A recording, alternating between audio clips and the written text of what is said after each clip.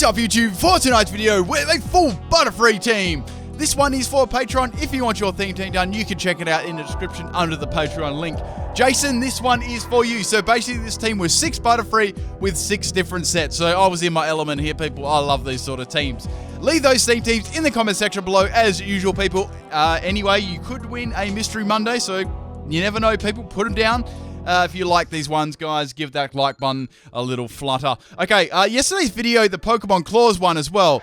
I don't think all of you got to see that. I don't know, I think it only got sent out to like half the people. So if you missed that one, make sure you check that out. That was my last upload. If you can't see any subscriptions, just go to my channel and go through the video section.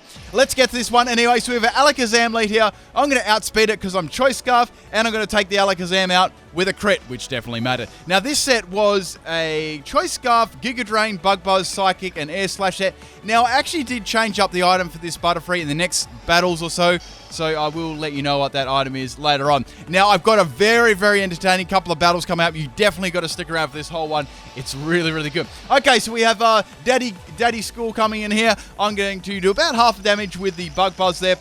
Now, it's going to hit me with the Ice Beam. Just going to live on that one there. And here I'm going to go for the Bug Buzz again on the Wishy Washy. Unfortunately, it lives on like a dick of health for some reason, and I'm going to get a special defense drop. Well, that really, really helped there, and it's going to take me out with the Ice Beam. Like, what the hell? It was like a max roll, then a min roll. Oh, man. Okay, so Butterfree is down, and that was Butterfree number 6, I believe. Okay, anyway, so Daddy's going to transform into a little tadpole, so anything's going to take this out. So swapping in Butterfree 5 here. Now, Butterfree 5 was probably my favorite set.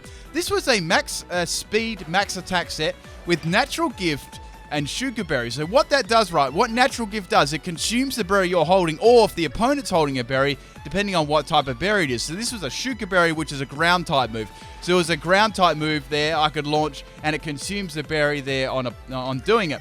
I've also got acrobatics there after it consumes the berry for the max power, swagger, and psych up. So it's a very, very fun set. Now, I did get a sweep with this set. If you guys want to see that, let me know in the comment section there. It was a very risky set, but quite entertaining. So we have Glaceon coming in here, which would probably sweep my entire team with like fucking powder snow or something. So I've got to get that swagger happening. Got to copy those stats. Got to get rid of this thing. It's got Ben in the name though, so it's not too bad. So it hits itself as the confusion there on the first turn. Here I could go for the Psych Up, which is really good, copying those stats. So even after a Psych Up, its attack is still arse, but it's better than arse. Anyway, let's get to the battle. So I'm going to get hit by the Blizzard because it doesn't hit itself for confusion, and that's going to be that's my Butterfree down, which sucks. God damn it. I really wanted to get an attack off on the Glaceon. Anyway, so swapping in my next one, this is a really cool set here too. So this one I couldn't actually nickname, but it's from a different game, actually. I wonder if you can guess. So this is from, we've got a Nightmare on this. I've got Roost, Sleep Powder, Infestation. This is max health, split defenses. Now on this one, right, I trap the opponent in with Infestation, right, so they can't swap. I put them to sleep, and then I use Nightmare, right? Now Nightmare does like, a quarter health damage every turn, so it's quite good. Obviously, the weakness in that is if they wake up, you don't really do too much damage with Infestation. But the idea is to keep them asleep as long as possible, just roost off any damage there, and be as bulky Butterfree as you can.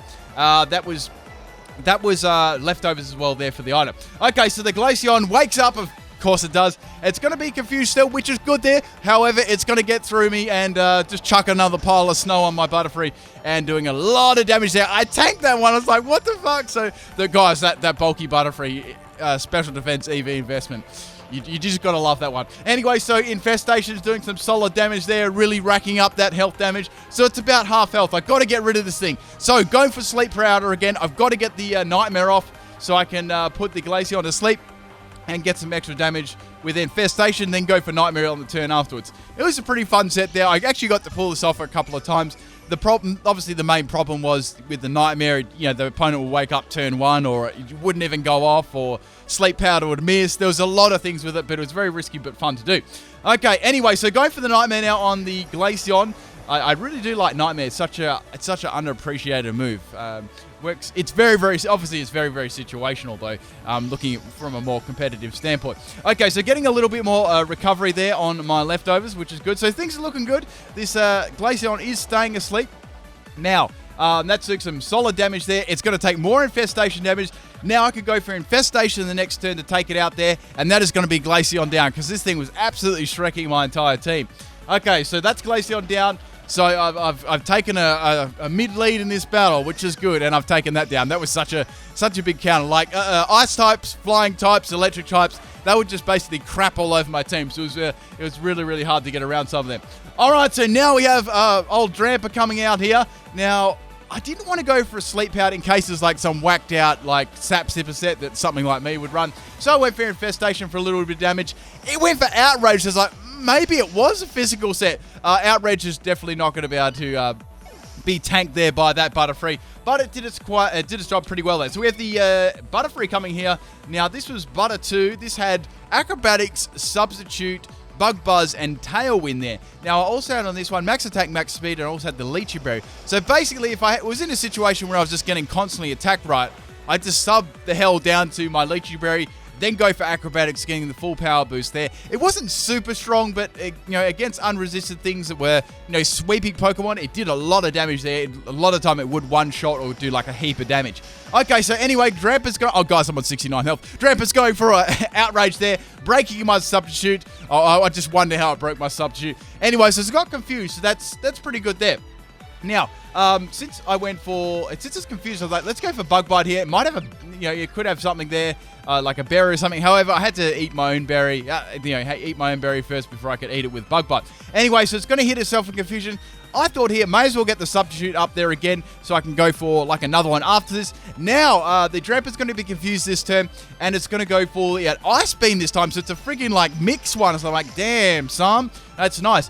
Okay, so obviously that's going to break my substitute, like another freaking ice move there. So here I was like, got to go for another substitute there. I just get that off on 3 health. I'm able to eat my berry there, which is cool. And that's going to block my next... The substitute is going to block my next attack. Then I can go for the acrobatics, which is really good. Unfortunately, Drampa snaps out of confusion there, and it's going to continue to go for the ice beam here. So Drampa's fairly bulky, right? So I thought, well, this is going to be fairly close. I wasn't sure if it was going to be able to, take it out at this point. It was sort of like a 50-50 there. Anyway, so going for the acrobatics, it takes it out. I was like, yes! That Lychee Berry definitely helped then, and obviously there, since I wasn't holding an item, acrobatics doubled in power. Alright, so we have a Lunala. I was like, what the fuck? Anyway, so going for acrobatics there, I outspeed it, going for that full power one, breaking its ability there, which is good. Okay, so now it's going to go for a Phantom Force here. I was like, okay, it's a physical one there. It's not like I had much to swap into this either, so I was like, let's go for Tailwind there. That could help out my other 2 Butterfree remaining. You never know what's going to come in here. We've already seen a Lunala. Anyway, so I'm going to get spanked on my natural purple ass, and I'm going to go down there. I've got 2 Pokemon remaining, and you'll bet you'll never guess what they are. So, swapping in Butterfree, number 4 here, which was more of a bulky set here. This was a max health, max defense set, right? I had Citrus Berry instead of the leftovers. I had Toxic, Roost, Struggle Bug to 100% drop the special attack so I could remain bulky on both sides, and also had Protect there just to help rack up that toxic damage. Alright, so now I'm going to get hit in the face by this move, but I was fairly bulky there, so I take that one pretty well considering there, and it's going to do a little bit more half health, so I'm going to eat my Citrus Berry there and become K. Now, it's got the Toxic on it, which is really good. Now, I had the Tailwind there, which allowed me to outspeed it too. So I can either go for Protect here or just go for Struggle Bug. Decide to go for Struggle Bug for a little bit more like damage there, and dropping that special attack there, which was nice too. Okay, so now it's going to go for the Phantom Force here, disappearing. There wasn't too much I could do here, but the main thing is I got a poison on this. That was the main thing. Okay, so now I'm going to go for Roost instead of going for Protect, obviously there. So getting all my health back on my bulky Butterfree. So all my health is back. Lunala is going to spank me on my natural purple ass again. Not doing a hell of a lot of damage to me. It's about a 3-hit KO, but judging from my... Guys, am I on 69 health there? That'd be amazing if I was. Anyway, so the Tailwind peters out there. I'm on 89. God damn it. Anyway, so going for Protect there, getting a bit of scummy toxic damage up there. I like that. So now it's going to go for a Scum Beam there. Blocking that Scum Beam. Getting a little bit more damage up on the toxic there. And one more move is going to be enough to take out the Luna. So I just could go for Roost, I could go for Struggle Bug, any of options there.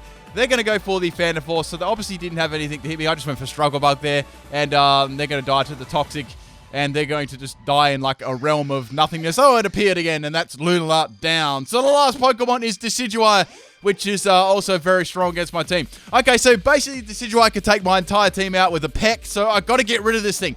All right, so now it's going to go for the Brave Bird, and there's no way in hell I'm going to be able to take this thing out there, so that's my Butterfree down. I only had one more Butterfree left, people. Now, this was, I'm trying to remember what Butterfree was. They had a light bit of Life Orb damage there, I think, on top of the recall from Brave Bird, I think. Okay, so this was the Butterfree one here. This was the Quiver Dance, Air Slash, HP Ground, and Silver Wind set with the Focus Sash. I outsped them anyway, and I'm just going to demolish them there with the Air Slash. That is the first game. Let's get to the second game. Okay, this was a battle against Bill on my chat. Now, using the same team, however, one of the Butterfree I did actually swap the item up for. I'll get to that in a second. All right, so we have this goopy thing as the lead. I've got to take this out. It's quite good against my team too, so I really had to take it out. A solid nickname, 10 out of 10 there. Yeah, the creativity on that was wonderful. So setting up the substitute there, blocking that toxic. Woo! Okay, now this was the Butterfree 2 set, which was the acrobatics. Sorry, this was not the Butterfree 2 set. I'm getting mixed up with my Butterfrees. Anyway, so we have the Marowak coming here. Butterfree 2 is going to be the acrobatic set there, the sub, the bug buzz, and the tailwind.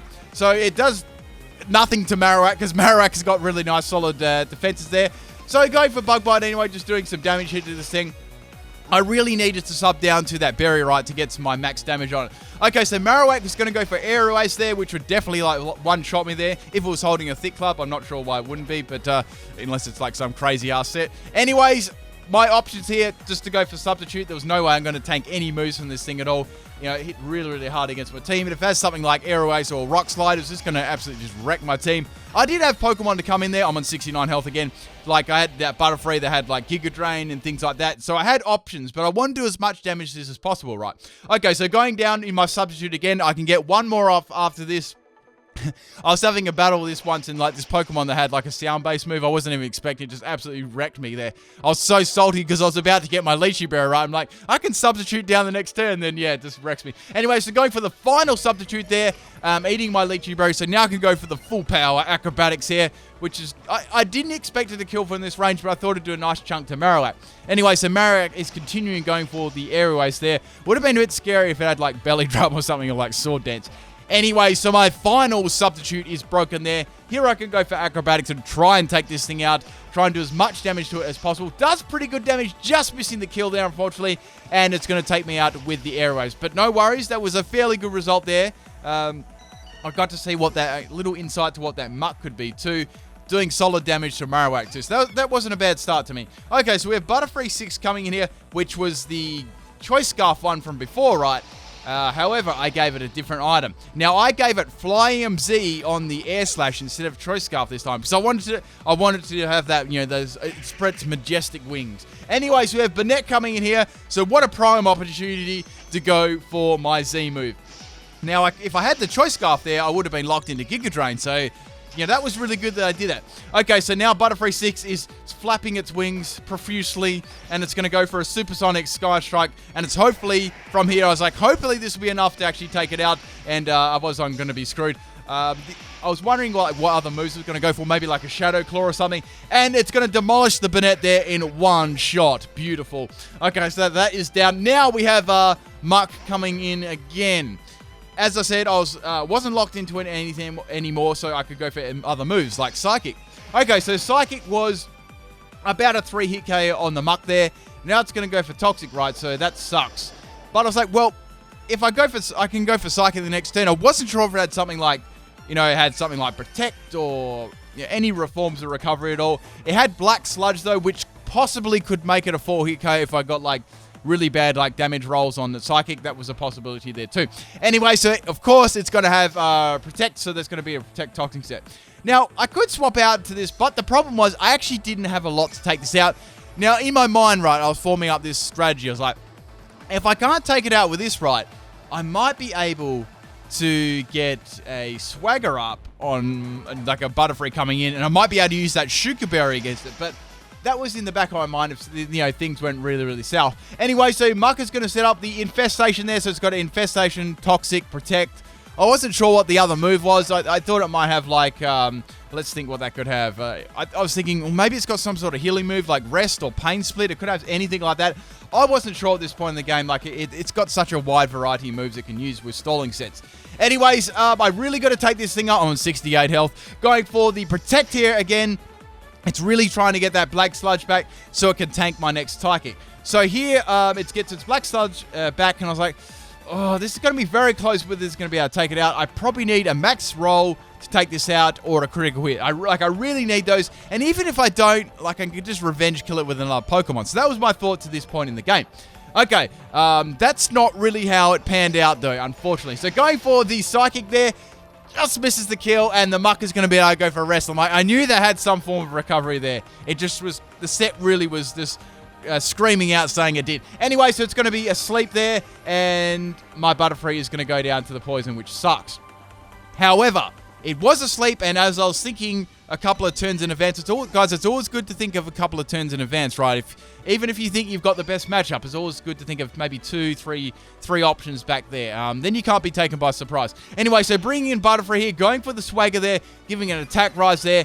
Now, hopefully, I was thinking, well, if it stays in right, it obviously does everything to wake up with.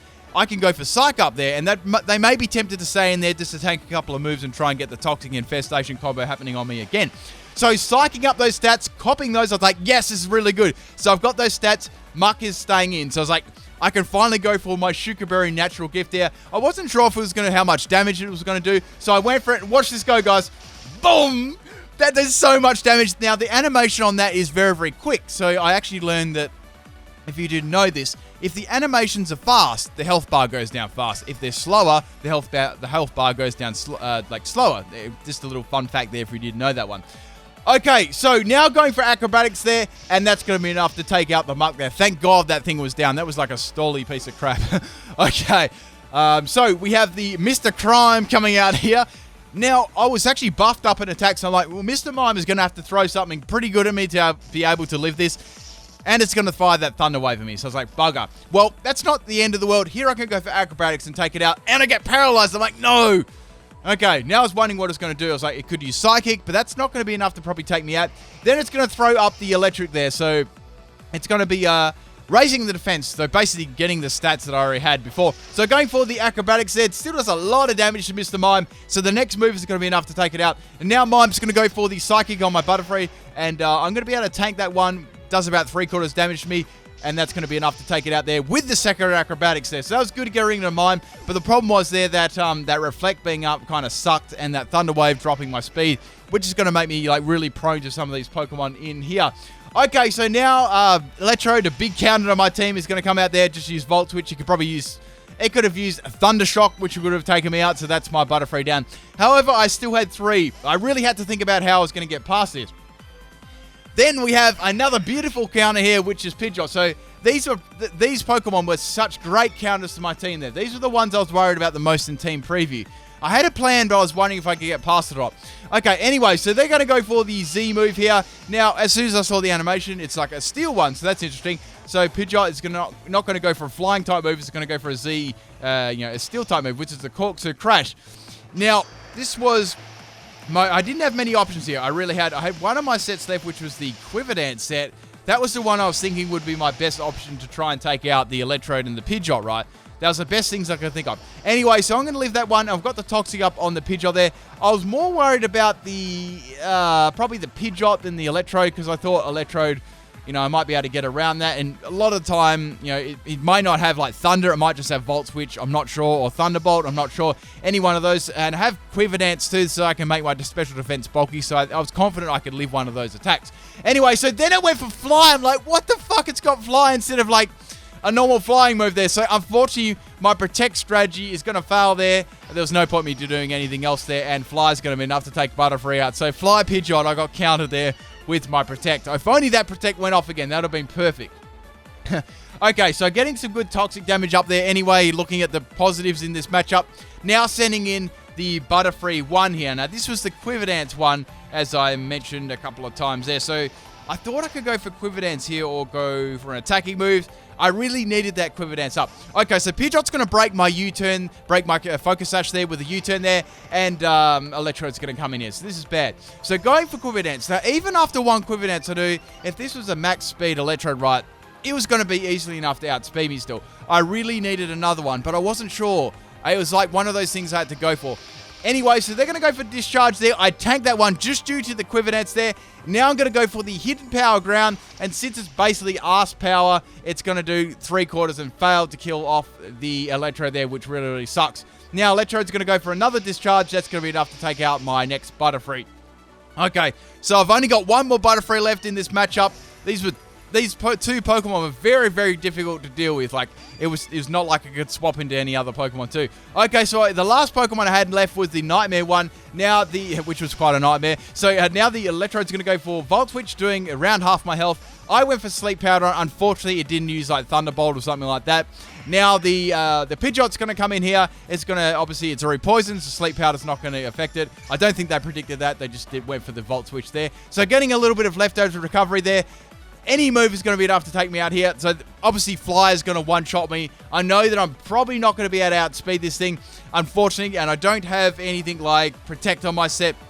And that is pretty much game there. So I went for Roost. That was my only option there. Even at max health, I knew that I wouldn't be able to live a Fly from a Pidgeot.